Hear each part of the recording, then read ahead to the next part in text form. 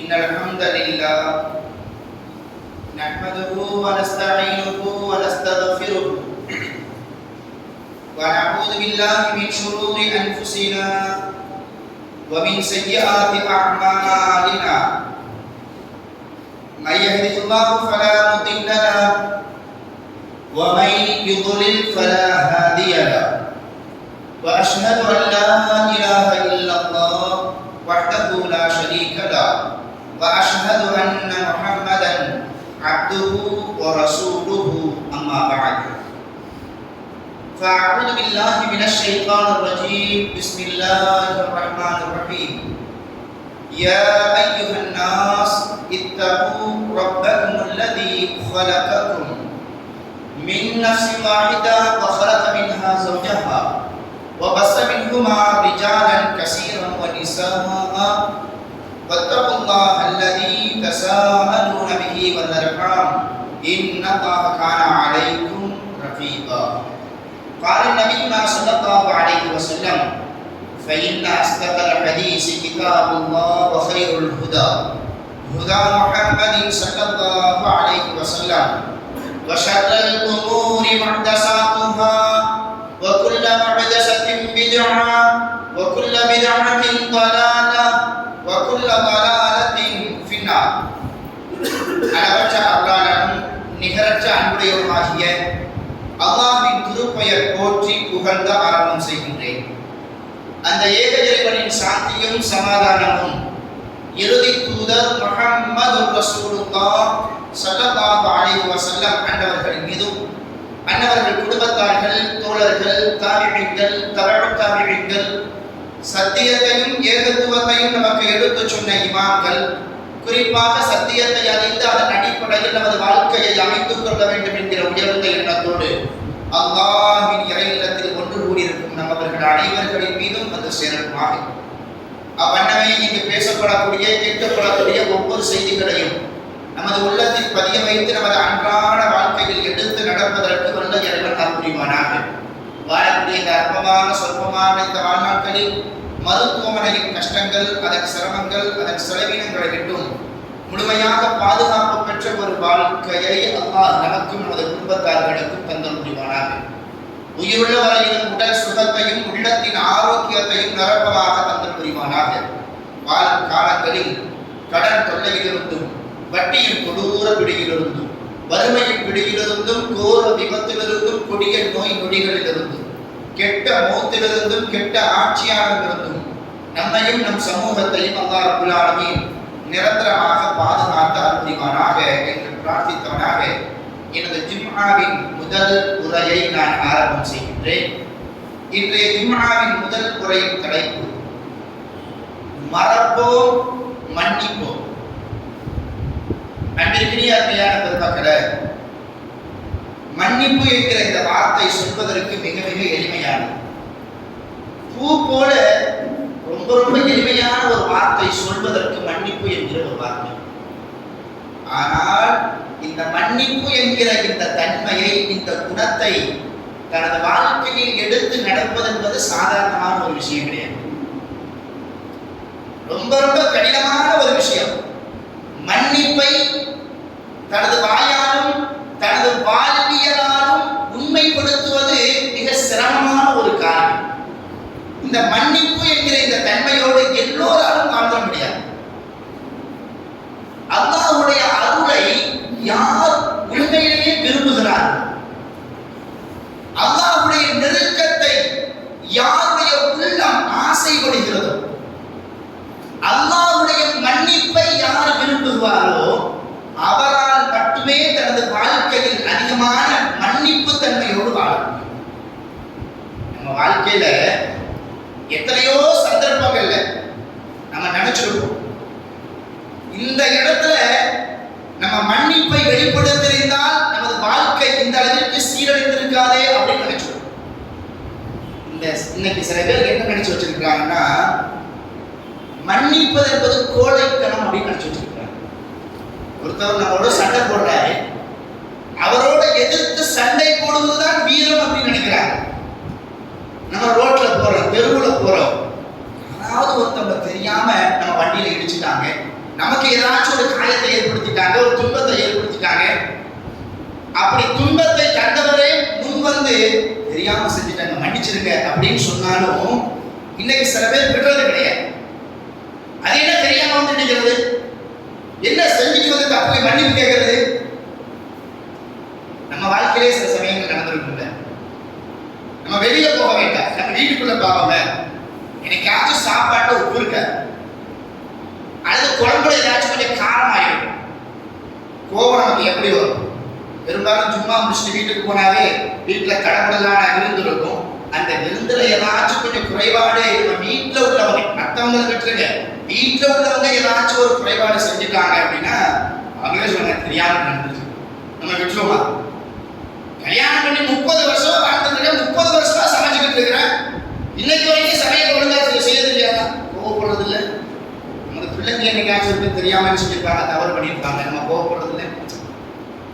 அதான் ஆரம்பத்தில் நம்ம சொன்ன மாதிரி இந்த மன்னிப்பு தன்மையோடு வாழ்வது என்பது சாதாரணமான ஒரு விஷயம் கிடையாது.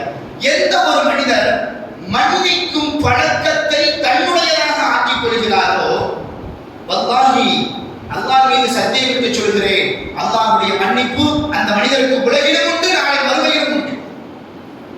அல்லாஹ்வின் தூதர் ஸல்லல்லாஹு அலைஹி வஸல்லம் சொல்வாங்க, மற்ற மனிதர்களை நீ மன்னித்துப்பார், அல்லாஹ் மன்னிப்பான் அப்படின்னு சொல்ல எப்படி சொல்லுவாங்க தெரியுமா? மற்றவர்களை மன்னிக்க பழகிக்கொள், அப்பொழுதுதான் அல்லாஹ் உன்னை மன்னிப்பான். சில பேர் குடும்பத்துல 4 பிள்ளைங்களை 5 பிள்ளைங்களை பெற்றவங்களா இருப்பாங்க, தகப்பனா இருப்பாங்க.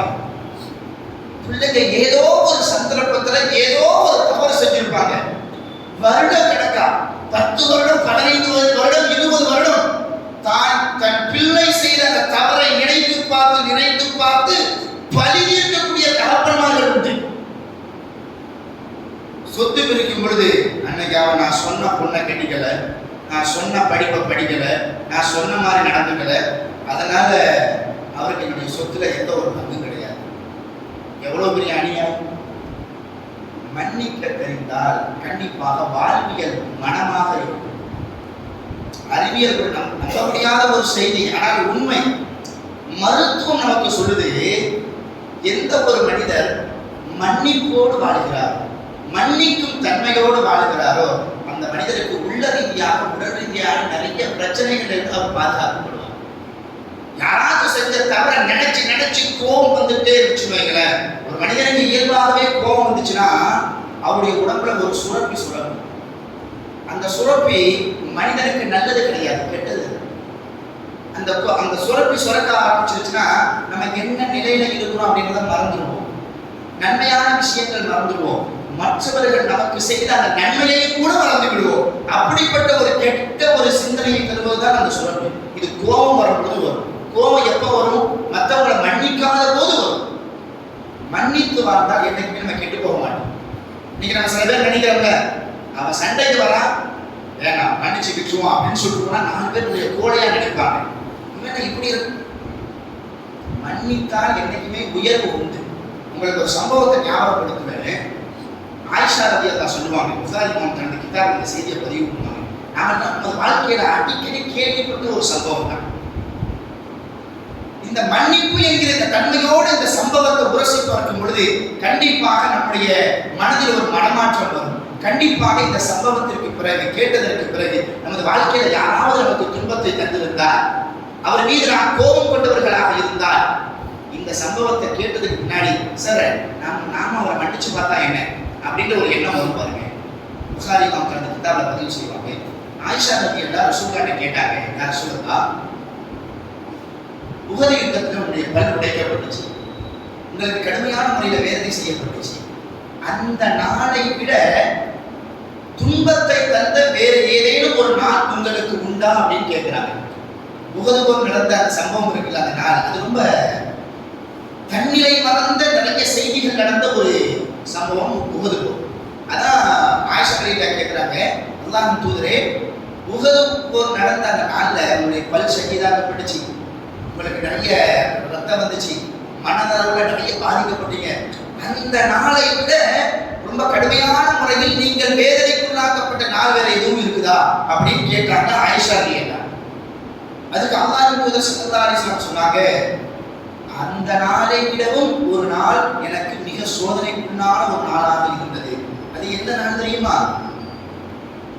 அல்லாஹ்வின் மார்க்கத்தை தாயிஃப் நகர மக்களுக்கு எடுத்துரைப்பதற்காக வேண்டி நான் சென்றேன். அந்த தாயிஃப் நகர மக்களுடைய தலைவருடைய வீட்டுக்கு சென்று நான் சத்தியத்தை எடுத்து சொன்னேன். அவர் ஏற்க மறுத்தார். ஏற்க மறுத்ததோடு விட்டு விடாமல் சிறுவர்களை கொண்டு என்னை கல்லால் அடிக்க செய்தார். கல்லால் அடிக்க செய்தார்கள். ஒரு குறிப்பிட்ட இடம் வரும் வரையிலும் என்னை அவர்கள் அடித்துக் கொண்டே இருந்தார்கள்.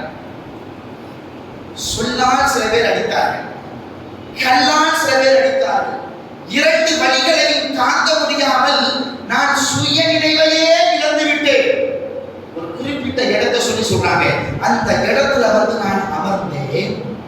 அப்பதான் எனக்கு கொஞ்சம் சுய நினைவு வந்தது. என் மீது ஒரு நிழலிடக்கூடிய ஒரு மேகம் என்னை அப்படியே போர்த்தியது.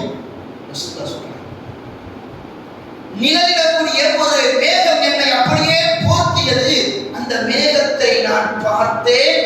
அதற்குள் ஜிப்ரீல் இருந்தார். ஜிப்ரீல் இருந்தார்.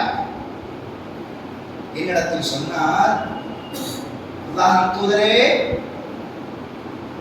அல்லாஹ் ஒரு வானவரை உங்களிடம் அனுப்பி வைத்திருக்கிறார்.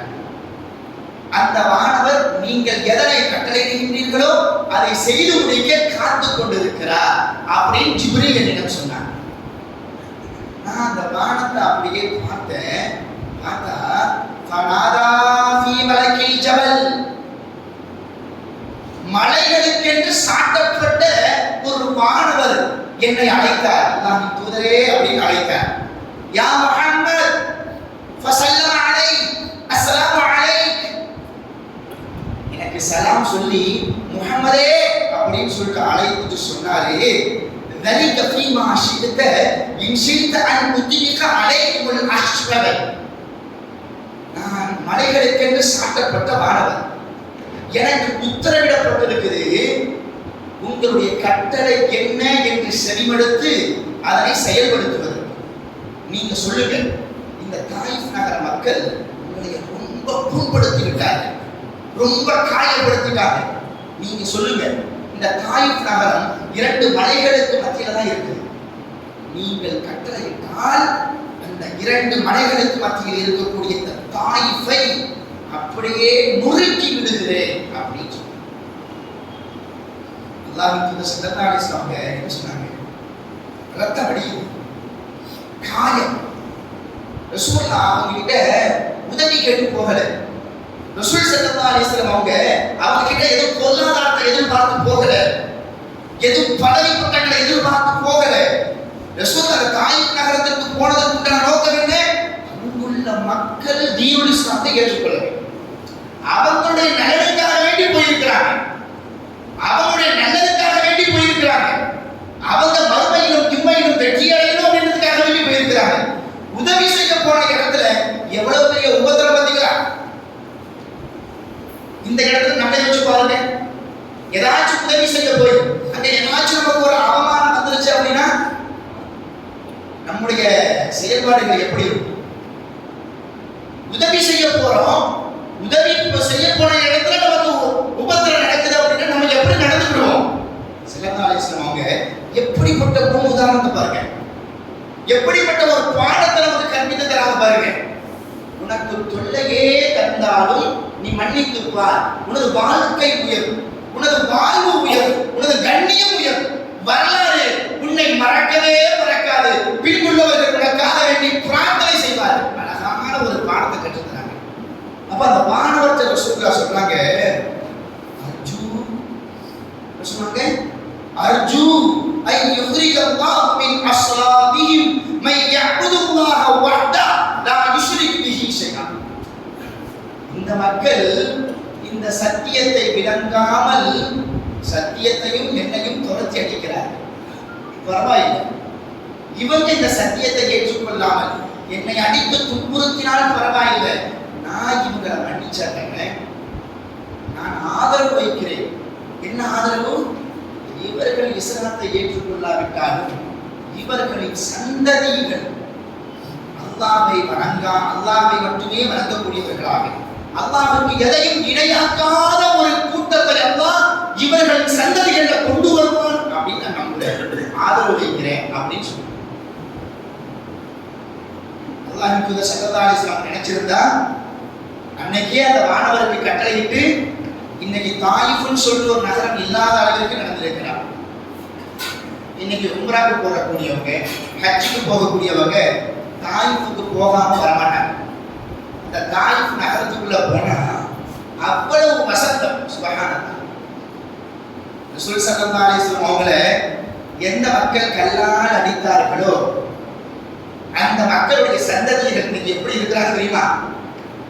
எந்த நாட்டில் இருந்து, எந்த ஊர்ல இருந்து, எந்த இனத்தில் இருந்து, எந்த நிறத்துல இருந்து ஹாஜிகள் வந்தாலும் அந்த ஊர் மக்கள், ஹாஜிகளே மர்ஹபா அஹ்லன் வஸஹ்லன், அல்லாஹ் உங்களுக்கு எல்லா விதமான நலவையும் தரட்டும் சொல்லிட்டு நம்மளை தெரிஞ்சவங்களோ தெரியாதவங்களோ அல்லாஹ்வுடைய இல்லத்தை தேடி வரக்கூடிய ஹாஜிகள் இவர்கள், இவங்க நம்ம ஊரை தேடி வந்திருக்கிறாங்க அப்படின்னு சொல்லிட்டு அவரை கண்ணியப்படுத்துவாங்க.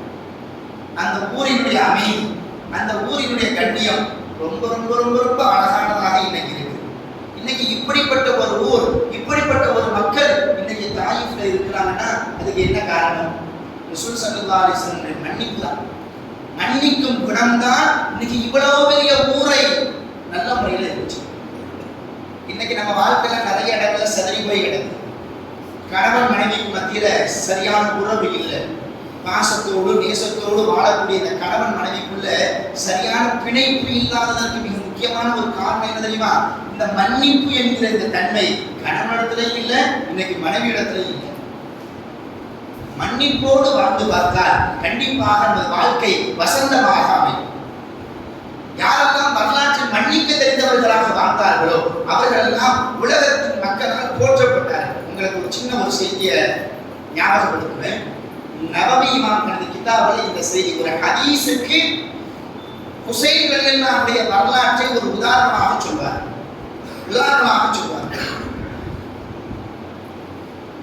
ருவா அன்னல் ஹுசைன் இப்னு அலி பின் ரலியல்லாஹு அன்ஹுமா கான லஹு அப்துன் யகூமு பி ஹிதுமத்திஹி வ யக்ரபு இலைஹி துஹ்ரஹு ஃபகர்ரப இலைஹி துஹ்ரஹு. ஹுசைன் ரலியல்லாஹுக்கு ஒரு அடிமை, அவருடைய எல்லா பணிகளையும் செய்யக்கூடிய ஒரு அடிமை இருந்தார். அந்த அடிமையுடைய வேலை என்னன்னா, ஹுசைன் ரலியல்லாஹு ஏதாச்சும் இயற்கை தேவையை நிறைவேற்ற போனாங்கன்னா உடனே அவங்களுக்கு தண்ணீர் எடுத்து கொண்டு போய் வைப்பாங்க. உது செய்ய போறாங்க அப்படின்னா உடனே ஒரு பாத்திரத்தை தண்ணீரை கொண்டு போய் வைப்பாங்க. ஹுசைன் ரலியல்லாஹுடைய வேலைகளை எல்லாம் செய்து முடிப்பதற்காக வேண்டி ஒரு அடிமை இருந்தார். ஒரு நாள் ஹுசைன் ரலியல்லாஹு தன்னுடைய இயற்கை தேவையை முடிச்சுட்டு சுத்தம் செய்வதற்காக அல்லது உது செய்வதற்காக வேண்தி அவங்க தயாரா இருக்கும் பொழுது அந்த அடிமை என்ன செஞ்சாருன்னா ஒரு கோப்பையில தண்ணீரை எடுத்துட்டு அப்படியே வராங்க. கோப்பையில தாத்தயோமின் ஃபி கூஸ் ஃபலமா ஃபரல் ஹுசைன் பின் துஹூரிஹி ரஃபஅ அப்துல் கூஸ மின் மைனிஹி, அப்படியே பாத்திரத்தை கொண்டு போயிட்டே இருந்தாங்க. அந்த அடிமையினுடைய கை தவறி பாத்திரம் கீழே விழுந்து, கீழே விழுந்த அந்த பாத்திரம் ஹுசைன் ரலியல்லாஹுடைய முகத்துல பட்டு. முகத்துல பட்டா எப்படி இருக்கும்? நம்ம வீட்டுல சின்ன பிள்ளைங்க இருப்பாங்க, சும்மா அங்கே ஓடிக்கிட்டே விளையாடிட்டே இருப்பாங்க. திடீர்னு கொண்டு வந்து நம்ம கண்ணுல அல்லது மூக்குல முகத்துல அடிச்சுட்டாங்கன்னா நம்ம கோவம் எப்படி வரும்? நம்ம பெத்த பிள்ளைதான் விட்டுருவோமா? முகத்துல அடிச்சாவே கோவம் வந்துடும்.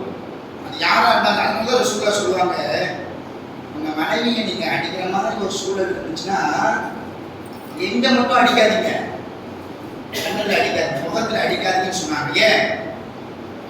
நீங்க முகத்துல அடிக்கிறதுக்கு முன்னாடி வரைக்கும் அவங்க தாயா இருப்பாங்க, முகத்துல மட்டும் அடிச்சிட்டீங்கன்னா அவங்களுக்கு வேற இன்னொரு முகம் இருக்கும், அந்த முகத்தை நீங்க பார்ப்பீங்க.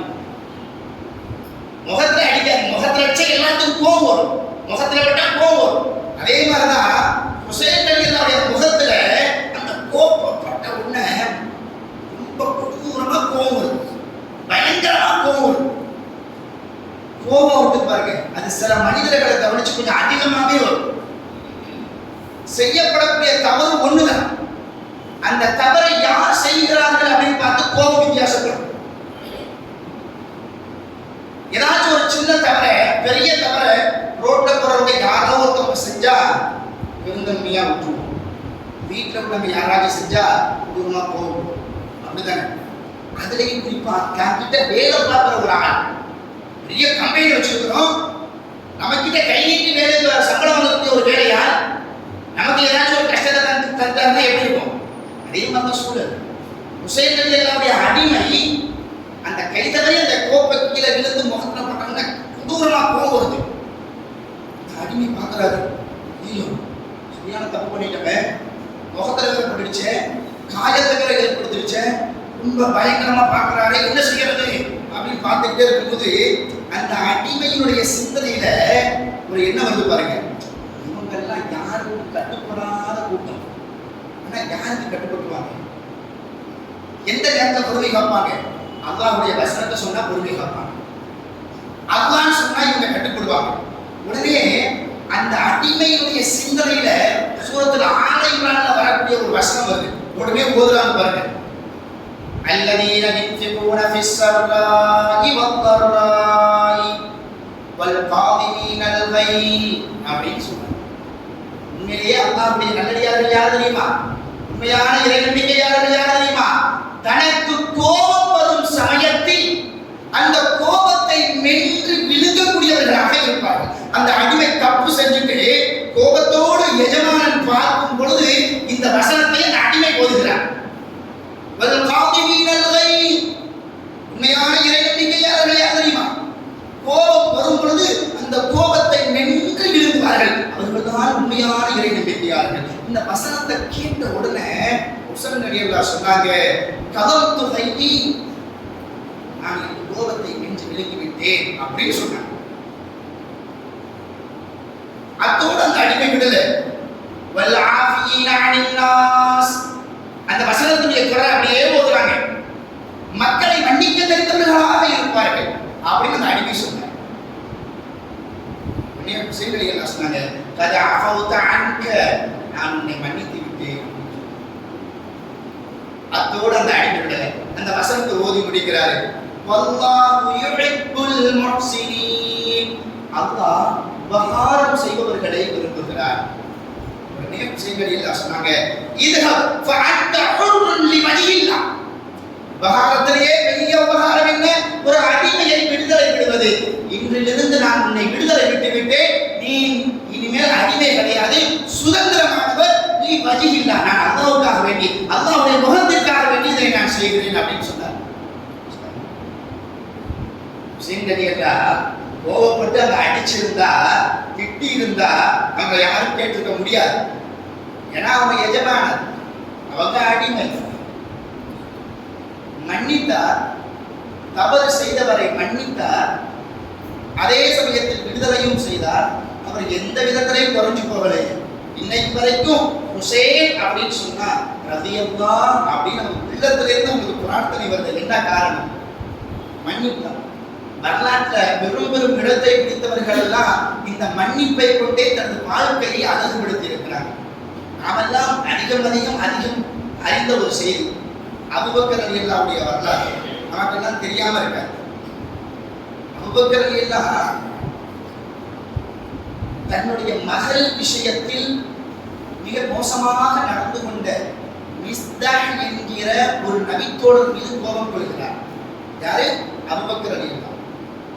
இந்த மிஸ்தாஹ் யாரு? அபூபக்கர் ரலியல்லாஹு மாதந்தோறும் அல்லது தேவைப்படக்கூடிய சமயங்களில் எல்லாம் அந்த மிஸ்தாஹ் என்கிற அந்த நபித்தோழருக்கு உதவி செய்வாங்க. இவங்களுடைய உதவியின் மூலமாகத்தான் அந்த மிஸ்தாஹ் என்கிற அந்த தோழரை தனது வாழ்க்கையை நடத்திட்டு இருக்கிறாங்க. இப்படிப்பட்ட அந்த மிஸ்தாஹே என்ன செய்யறாங்கன்னா, அபூபக்கர் ரலியல்லாஹுடைய மகளார் ஆயிஷா ரலியல்லாஹு இருக்கிறாங்கல்ல, அவங்க மேல ஒரு தடவை ஒரு அவதூறு பழி ஒன்று சுமத்தப்படுது. அதுல யாரும் பங்கு கொண்டாங்க? மிஸ்தாஹும் பங்கு கொண்டாங்க. இந்த செய்தி அபூபக்கர் ரலியல்லாஹு தெரிஞ்சவங்க சொன்னாங்க, வல்லாஹி லா அன்ஃபிகு அலா மிஸ்தாஹ் ஷை'ன் அபதா, இனிமேல் ஒருபோதும் இந்த மிஸ்தாஹ் நான் உதவியே செய்ய மாட்டேன்னு சொன்னாங்க. உடனே அல்லாஹ் என்ன செஞ்சா தெரியுமா? அவர் வசனத்தை இறக்கினான். யாருடைய விஷயமாகவே? அபூபக்கர் ரலியல்லாஹுடைய விஷயமாகவே. நான் அபூபக்கர் ரலியல்லாஹு சத்தியம் என்று சொன்னாங்கல்ல, என்னுடைய மகளுக்கு துரோகம் செஞ்சிட்டாரு, என்னுடைய மகனுடைய விஷயத்துல அவர் பெரிய அநியாயம் பண்ணிட்டாரு, மாசம் மாசம் நான் உதவி செஞ்சுட்டு இருக்கிறேன், அவர் இந்த மாதிரி பண்ணலாமா? என்கிட்ட உதவியை வாங்கிட்டு என்னுடைய மகளை பத்தியே 4 பேர்த்த தப்பா பேசிட்டாரு, அல்லாஹ் மீது சத்தியமா சொல்றேன், இனிமேல் அவருக்கு உதவி செய்ய மாட்டேன்னு சொன்னேன். அல்லாஹ் உடனே ஒரு வசனத்தை இறக்கினான், வலா யக்தலி உலில் ஃபதுலி மின்கும் வஸ்ஸாஅ அய்யூது உலில் குர்பா வல் மசாகீன வல் முஹாஜிரீன ஃபீ சபீலில்லாஹ்.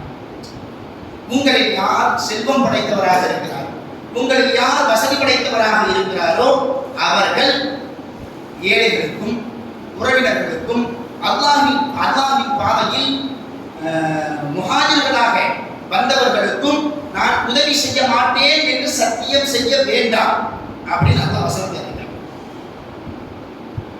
அப்படி வசனத்தை இறக்கிட்டு அப்படியே சொன்னா, வல்யஃபு வல்யஸ்ஃபஹு, மன்னிக்கட்டும். யாராச்சும் உங்களுக்கு தெரிந்தோ தெரியாமலோ அநியாயம் செய்யறாங்க, தொல்லை தராங்க, கஷ்டத்தை தராங்கன்னா மன்னிக்கட்டுமே, அதை கண்டும் காணாமல் போகட்டுமே.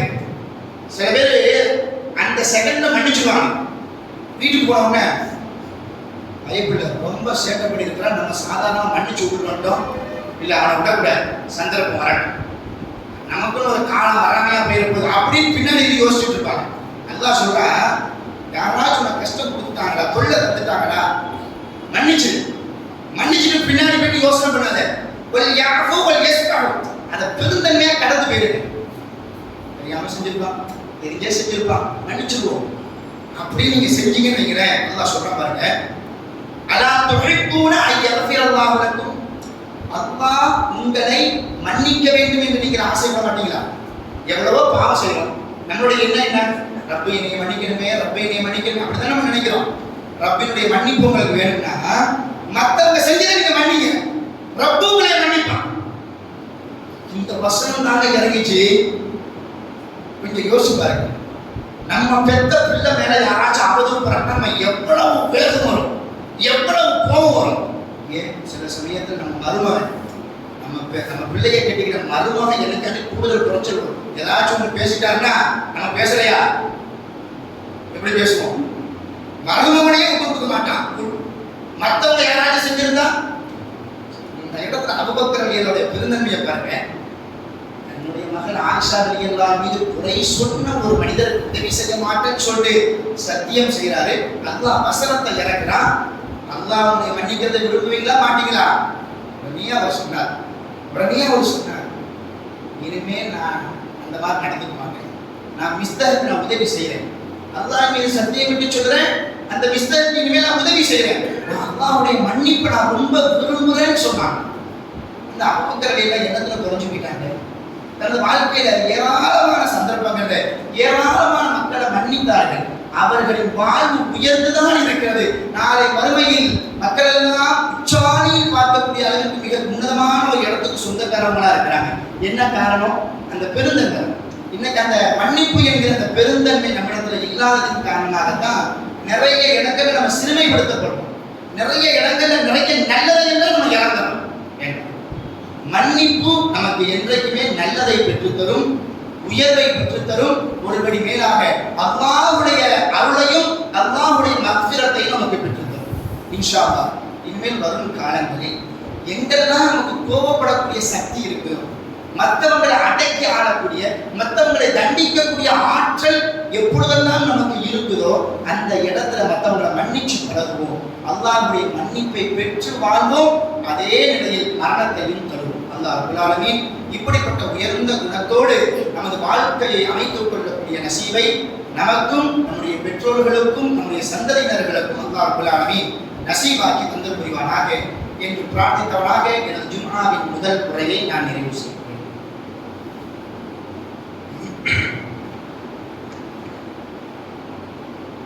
அல்ஹம்துலில்லாஹ் வஸ்ஸலாத்து வஸ்ஸலாமு அலா ரசூலில்லாஹி அம்மா பஅத். فأعوذ بالله من الشيطان الرجيم. بسم الله الرحمن الرحيم. يرفع الله الذين آمنوا منكم والذين أوتوا العلم درجات. طلب العلم فريضة على كل مسلم. அன்பிற்கினிய அருமையான பெருமக்களே, நம்ம வாழக்கூடிய இந்த காலகட்டத்தில் இன்றைக்கு வளர்ந்து வரக்கூடிய இளம் சிறார்களும் கல்லூரிகளில் தனது படிப்பை தொடர்ந்து கொண்டிருக்கக்கூடிய மாணவ மாணவிகளும் தன்னுடைய கல்வி தரத்தை உயர்த்தக்கூடிய ஒரு கட்டாய ஒரு சூழலில் இன்னைக்கு நம்ம தள்ளப்படுறோம். இஸ்லாமிய சமூகம் ரொம்ப மோசமான ஒரு காலகட்டம் இது. நம்மை ஆட்சி செய்யக்கூடிய ஆட்சியாளர்கள் மதத்தின் பெயரால் எந்த காரியத்தை செய்யக்கூடாதோ அப்படிப்பட்ட அநியாயமான காரியங்களை எல்லாம் துணிச்சலோடு ஒன்றன் பின் ஒன்றாக தொடர்ச்சியாக செய்து வருகிறார்கள். நம்மை ஆட்சி செய்யக்கூடிய ஆட்சியாளர்கள் இந்த பாரதத்தில் வாழக்கூடிய எல்லா மக்களையும் சரிசமமாக பார்க்கணும்.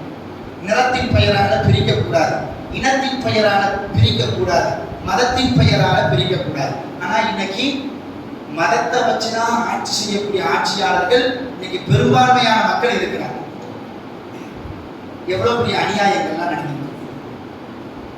பல ஆண்டுகள் முஸ்லிம்களுக்கு சொந்தமான ஒரு பள்ளிவாசல் இடிக்கப்பட்டு அதே இடத்தில் சட்டவிரோதமாக மனசாட்சிக்கு எதிராக ஒரு கோயில் ஒன்று கட்டப்பட்டு யாரெல்லாம் அதற்கு ஆதரவு தெரிவிக்க மாட்டார்கள் என்று நினைத்தோமோ அவர்களெல்லாம் அந்த நிகழ்ச்சியில் கலந்து கொண்டு வாழ்த்துறை வழங்கக்கூடிய மிக மோசமான ஒரு சூழலை எல்லாம் நம்ம பார்க்கிறோம். அதே சமயத்தில் ஒரு விஷயத்தை நம்ம பதிவு பண்ணிக்கிறோம். இந்த இந்திய நாட்டில் எங்க வேண்டுமானாலும் இந்து சகோதரர்கள் கோவில் கட்டிக் கொள்ளலாம். முஸ்லிம்களுக்கு எந்த ஆட்சேபமே கிடையாது. இந்துக்கள் கோவில் கட்டுறாங்க, இந்து சகோதரர்கள் கோவில் கட்டுறாங்கன்னா அவங்க ஏன் கோவில் கட்டுறாங்க? எந்த முஸ்லீமும் ஆட்சேபம் தெரிவிக்க மாட்டாங்க. அதுல எந்த முஸ்லிம்களுக்கும் வருத்தம்லாம் கிடையாது. அவங்க மத வழிபாட்டு தலத்தை அவங்க கட்டுறாங்க. இங்க என்ன பிரச்சனைனா, பல ஆண்டு காலமாக ஒரு சமூகத்திற்கு சொந்தமான ஒரு இடத்தை நீதிமன்றங்கள் நீதி வழங்கி இருக்குது.